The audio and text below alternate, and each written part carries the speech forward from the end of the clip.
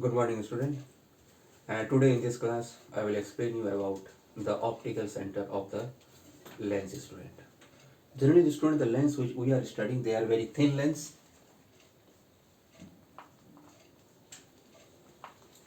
And for thin lens, student, suppose if I take biconvex lens,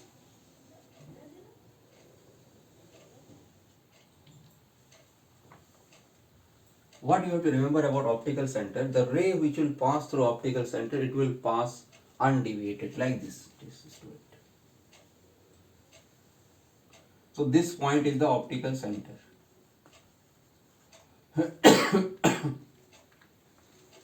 This is the optical center.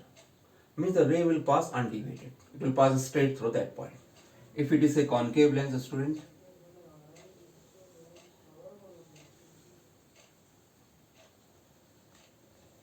the same rule applies here also. If this is the optical center, the ray will pass undeviated. It will pass undeviated. Now the question is why it is passing undeviated. How to explain this? To explain this phenomenon, student, we have to take the help of refraction through glass slab. Refraction through glass slab. Student, this is a glass slab.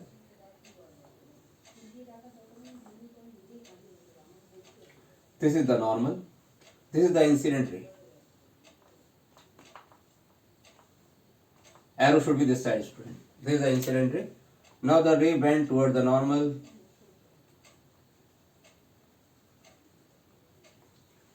This is I, this is angle of refraction R. If this is R, student, this is also R. Now from here to this is mu1, this is mu2, student. So this ray will go somewhere like this. This is angle E, student. Now student, I will apply Snell's law at this surface AB here. So if I apply Snell's law here, the equation will be mu1 sin I is equal to mu2 sin R. As you already know, this is glass. This is, student, air. This means, student, this is less, this is high. As the rule I told you, mu1 is less than mu2. This means I1 must be greater than R. I must be greater than R. So you can see I is greater than R. This is the second ray which is coming inside the slab, student. Now both these angles will be equal. As you know, parallel lines, these are the two normals. Alternate interior angle, they are equal. This you know it. Now again, student, I will apply Snell's law at this surface, CD. Here I will apply Snell's law, student. Now the equation I will get at CD.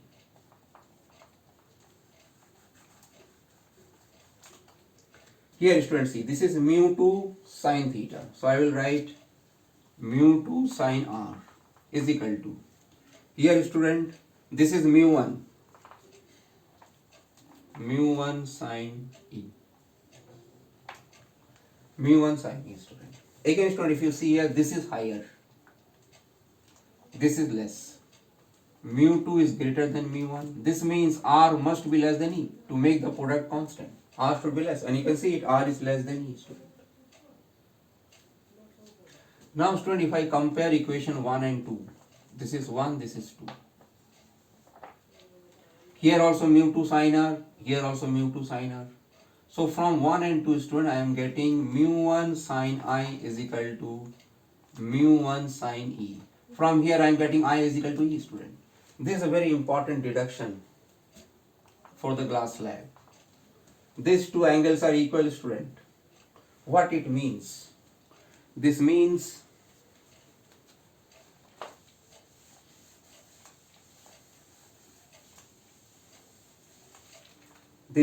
student, that in glass slab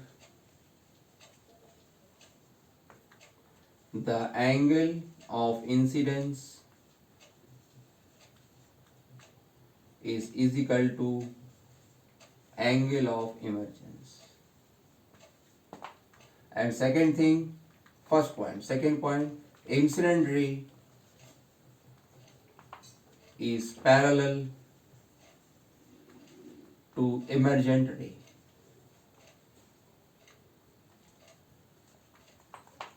Emergent ray, student. These 2 points, student, you have to remember about the glass slab. Okay. One is in this angle both are equal. I have proved it. And second is student that these two rays are parallel. Now the third point, student. Third point is very important, student. If you see the figure very carefully, if the glass slab would not have been there, the ray would have forward like this.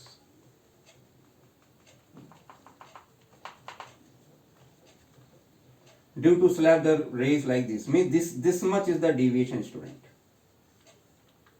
This is known as lateral deviation. Lateral deviation. This means though the rays are coming out parallel, but there is a lateral deviation is there due to the glass slab.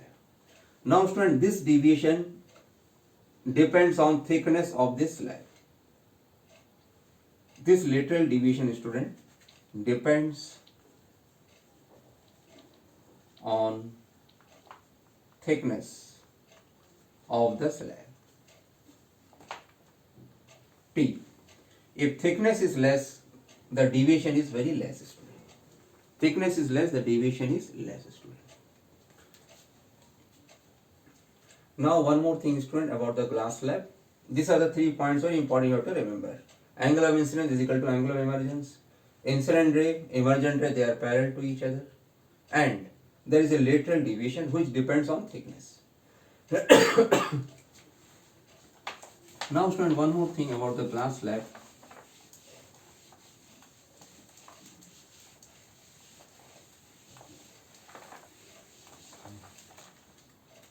If suppose, student, this is the glass slab,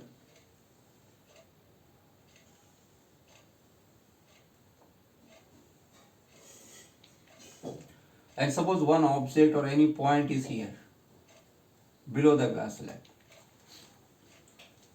Say one paper, on that paper you marked a point and kept over that glass slab. And a person is looking from here. Now what will happen, student? See, from this ray, one ray will go straight. One ray like this. It will go like this. If you trace it backward, student, this object will appear to be here.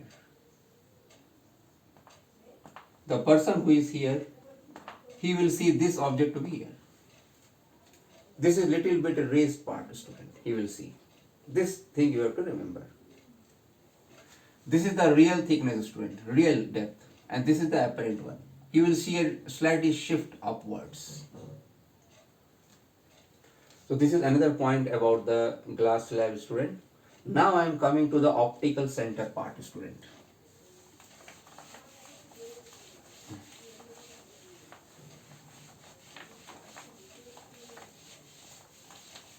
Now see, just now I told you, this is the prism, this is the lens.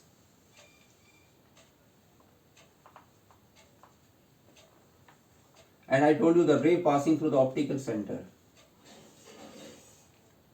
will pass undeviated. How to explain this, student? See, now this lens can be divided into various parts. See, this part,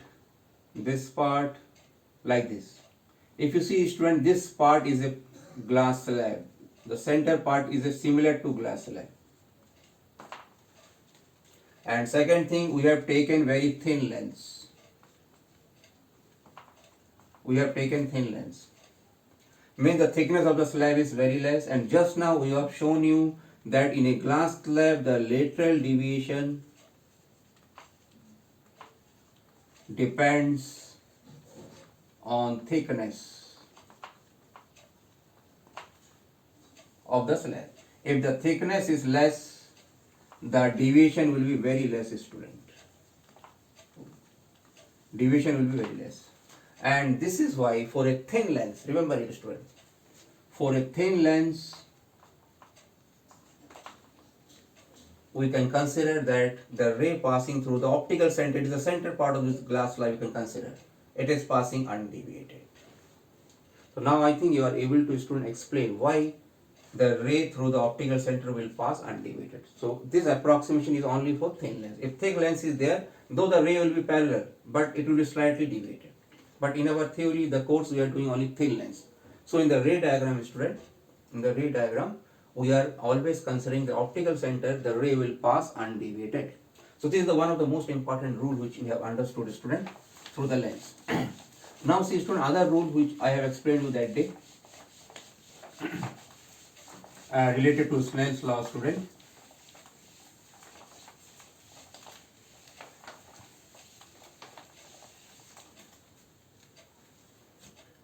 This is the lens.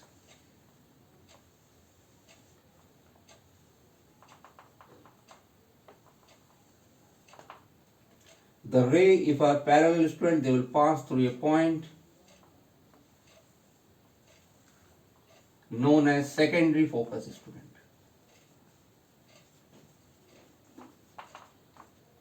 Why they will pass like this? I have already explained you, student, through the Snell's law application. We have already explained it. This lens is another focus, student. And what that focus is about, you see. In that case, what is happening, student? See, if this is the lens,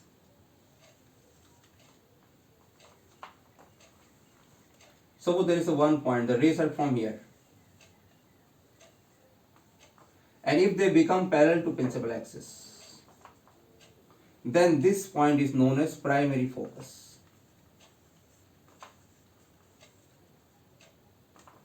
Primary focus, student. Now, student, one more point, very important thing about this convex lens is, here the surrounding is air. This is mu2, this is mu1. And already you know mu2 is greater than mu1. Glass has a refractive index 1.5, air has 1. In this case, convex lens act as a converging lens. Convex lens act as converging lens. The condition is mu2 must be greater than mu1. But suppose, student, I surround this medium. I surround this medium having refractive index greater than mu2. Means if mu2 becomes less than mu1. In that case, student, the same lens, remember the theory, the same lens will become diverging lens.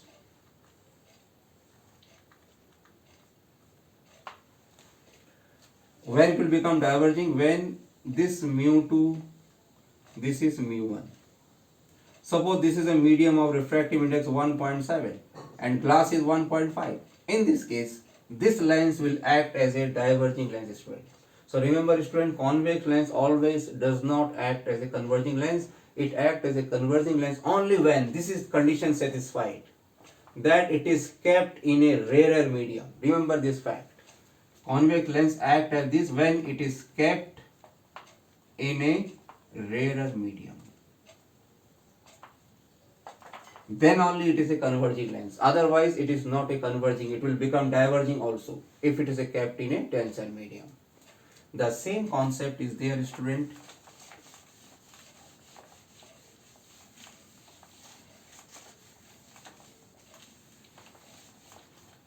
With concave lens.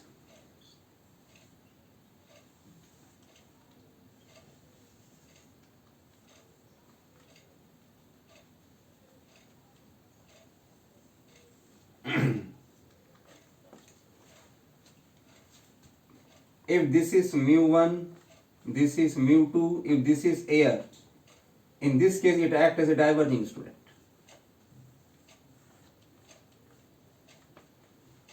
Concave lens act as diverging lens.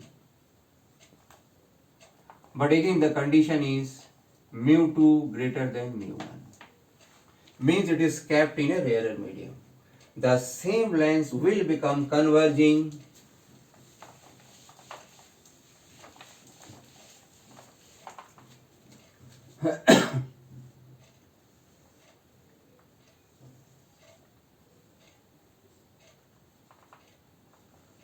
This will become converging, student.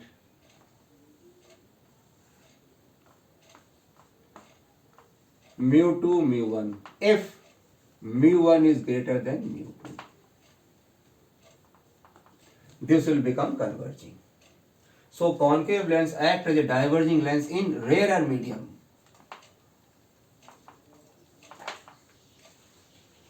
If this medium refractive index is greater than this, it will act as a converging lens.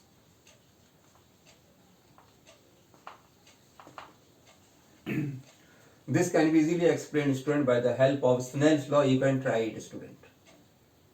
What you have to do is, see, student, as in this case, you take this surface. First part I am taking. This is mu2, this is mu1, and mu1 is greater. Mu1 is greater, student. Now see. Say this is the object, student, the ray incident like this. Suppose, student, this is center of curvature. So from here I will draw the normal, student.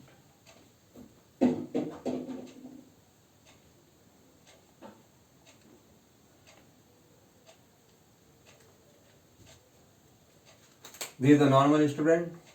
So if you see, student, here the ray is traveling from denser to rarer, so it will bend away from the normal, student. See. See, student, this is angle I and this is greater. So I should be less, so R should be greater. Just now I told you mu1 sin I is equal to mu2 sin R.